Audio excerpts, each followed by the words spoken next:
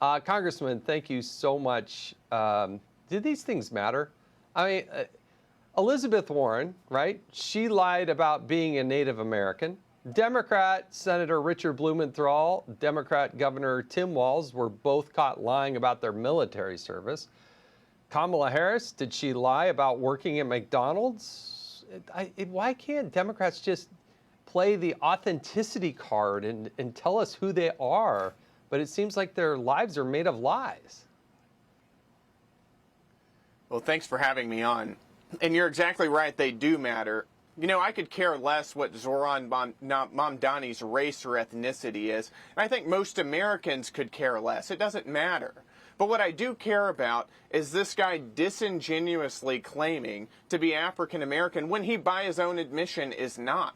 And he was doing it all in order to game the college admission system so that he could have a leg up over Americans who are applying to Columbia. That is wrong, and that's what I have a problem with.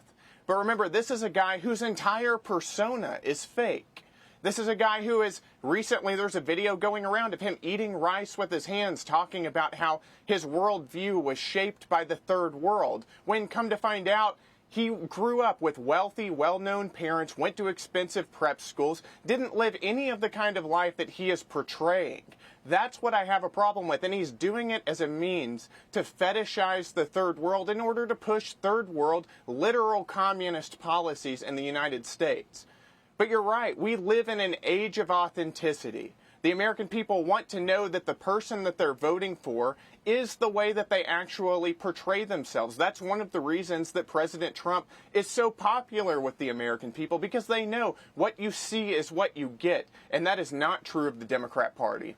No, it's so true. President Trump just tells it like he sees it. And sometimes you agree with him, sometimes you laugh, sometimes you smile, sometimes you disagree. It's okay, because you know he's talking from his heart, and you know that President Trump is not trying to fake and pretend to be somebody else. Let me move on to this, Congressman. The White House press secretary, Caroline Leavitt, addressed wild criticism, blaming President Trump today for the Texas floods. Watch this. Unfortunately, in the wake of this once-in-a-generation natural disaster, we have seen many falsehoods pushed by Democrats such as Senator Chuck Schumer and some members of the media. Blaming President Trump for these floods is a depraved lie, and it serves no purpose during this time of national mourning. Here are the facts. In the lead up to this tragic natural disaster, the National Weather Service did its job. Despite unprecedented rainfall, the National Weather Service executed timely and precise forecasts and warnings. Congressman, you're a Texan. What we're seeing is horrific. No doubt about it. It's just an absolute tragedy. But to hear Democrats already trying to blame Donald Trump for this is, what's your reaction? You know, it's disgusting right now. This is a national emergency, and we are still pulling bodies out of the flooded water right now. So for Democrats to come in and falsely politicize this as a way of trying to score political points against the president, I think is disgusting. And you know what? I think that the American people can see through this kind of stuff.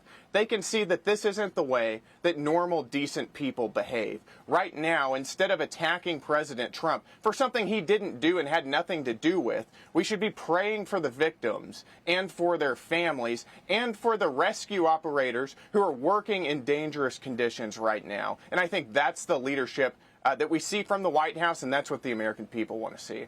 Oh, so true. Congressman Brandon Gill, the great state of Texas, thank you so much for joining us. Thanks for having me. All right, a quick note.